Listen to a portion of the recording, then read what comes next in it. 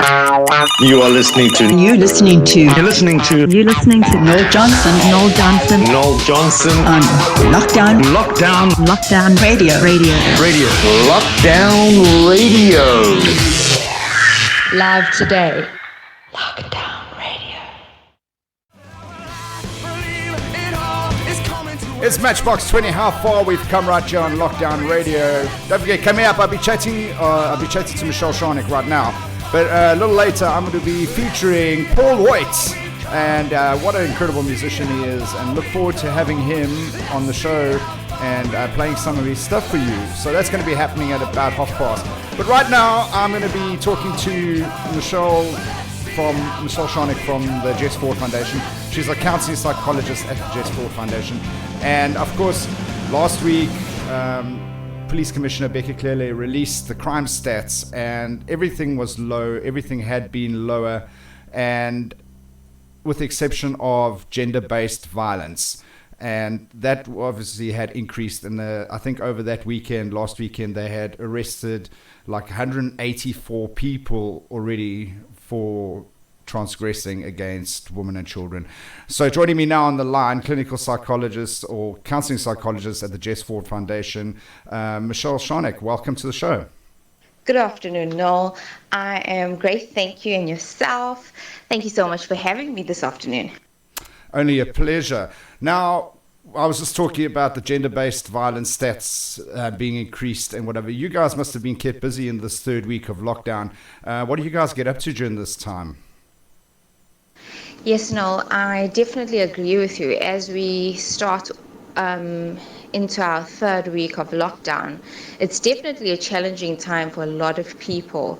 And although we understand the necessity of the lockdown, and we definitely agree with the measures that the president has taken in this situation, we are very concerned, especially as a foundation, for those who are in abusive situations. 70% of the time with the cases that we see, the perpetrator is known to the victim, which means they are in close proximity, even if it means not in their own home, but in their community, in spaces that they are normally in. For us, the mission hasn't changed, because one of our legs in terms of what we do as a foundation is awareness, which is getting the message out there and empowering people with knowledge. So during this time, we are still trying to do that, which is get the message out there, help people understand where they can get help, what type of help they can access during this time.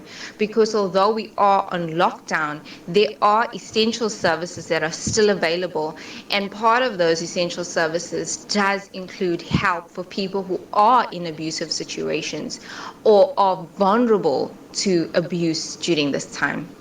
Okay, that's fantastic. Now, the Jes Foord Foundation originally started off as a reactionary organization. So they offered help and support to people that had already gone through some sort of abuse, and they still continue to do that.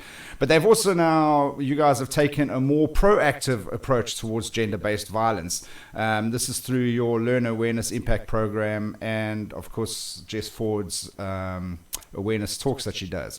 Tell us a little bit more about that. Yes, the foundation has grown in the past couple of years, and at first it did start off mainly just to react to what was happening and be a helping hand during that time. But we've really looked at the problem in its entirety and also looked at how we can be proactive. Where is it that we can start to make a difference before the problem even comes knocking at our doors? And Jes has always had a heart for young kids, and we've seen how the picture of rape is also not changed, but looked at what the picture of rape looks like and sexual abuse in our country. And the majority of our cases are with young children. So because of that, we've gone and created an awareness program, which is our Learners Awareness Impact Program, which we take into schools. And it is our No Means No campaign. So what we're looking at is we've designed a 6-week course where we go into schools and we teach learners. We teach learners about their rights. We teach them about what is rape, what is consent. We teach them about using their voice as self-defense, which we call verbal self-defense. We teach them about the importance of counseling, and we also teach them about the available resources in order to get help. And from that program, we've seen the empowerment of learners. We've seen learners come forward and tell their stories and ask for help. And we've also seen a lot of counseling come out of that as well. We also do what we call as the Young Men's Mentorship Program, where we take young men from certain schools who we see have leadership skills, and we put them in a program. And we also teach them about many different aspects of leadership, as well as consent, which is something very important, a very important message for the foundation. And also, we help them to get into a position where they can then go back and influence their communities and. Oh, I lost you there for a second. Michelle, yeah, I was actually going to talk a bit about the Young Men's Mentorship Program as well, because I think it's a fantastic initiative that you guys have got going and a very proactive approach. Teach our boys of today to become good men going forward. And I think it's a wonderful thing that you do. Could you just unpack briefly the whole verbal consent and the no means no situation that you were just talking about? So what we talk about in terms of verbal self-defense is we actually use scenarios where we get the young people to name the behavior and call the behavior out using their voice. And what we find, even when we do, a little mock situation, let's say we give them a scenario of being at a bus stop and somebody touches them inappropriately. And to be able to then call it out and say, name the behavior, and then be able to shout it out as loud as possible in that setting. So basically, it's being able to name the behavior. And the reason why it becomes difficult to use, for young people to use, and kids to use their voice as self-defense is because most times the perpetrator is known to them. So it becomes difficult for them to actually name the behavior and call it out. But we are saying that that is the way that you can get help. That's the way that you can call attention to the situation. And it's the most effective in terms of the perpetrator also stopping whatever behavior they are trying at that point. In terms of our no means no message, it's all around consent. And here we look at our teens and I guess kids in high school. And what we're looking at really is what consent is. So it is when someone willingly and verbally agrees to engage in a specific sexual act. And what we are saying is it doesn't matter if you are involved with someone, so if you're dating, if you're hooking up, if you're regularly kissing each other, it doesn't mean that that gives consent, that there should always be a permission and an asking for consent.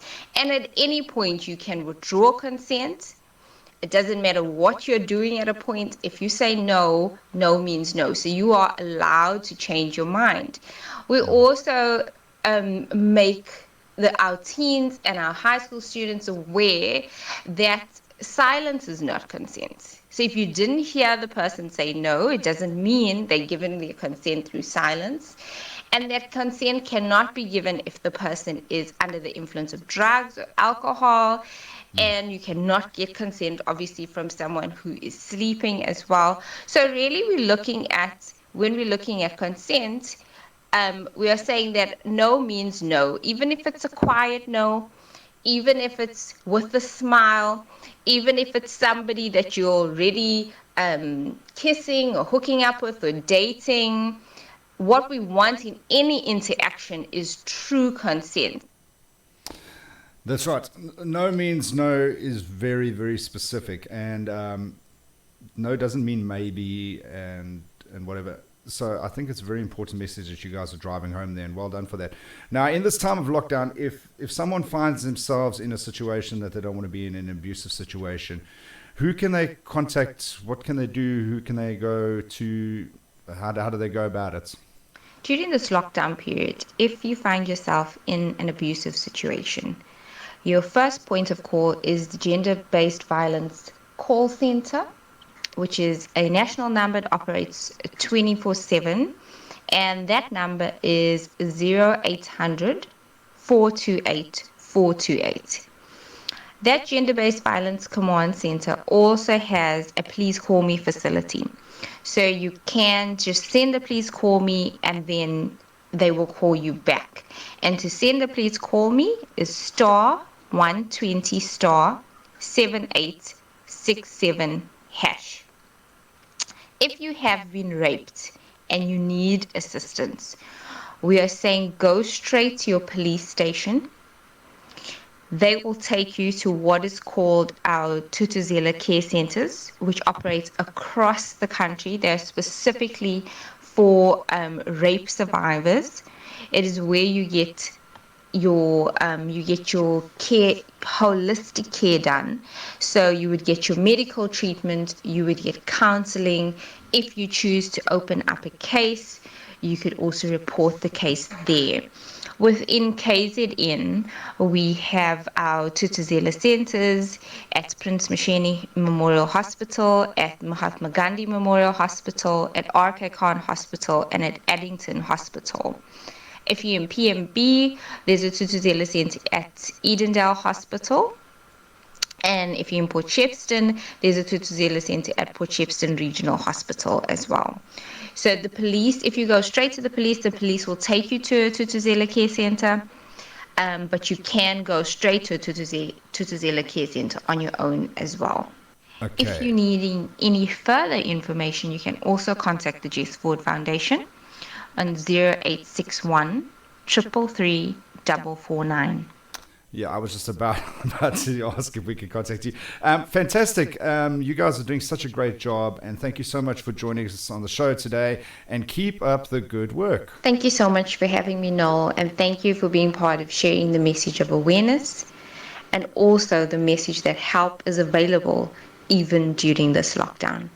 That is so true, and we are scrolling details at the bottom at the moment that you can contact if you do find yourself in this horrible situation.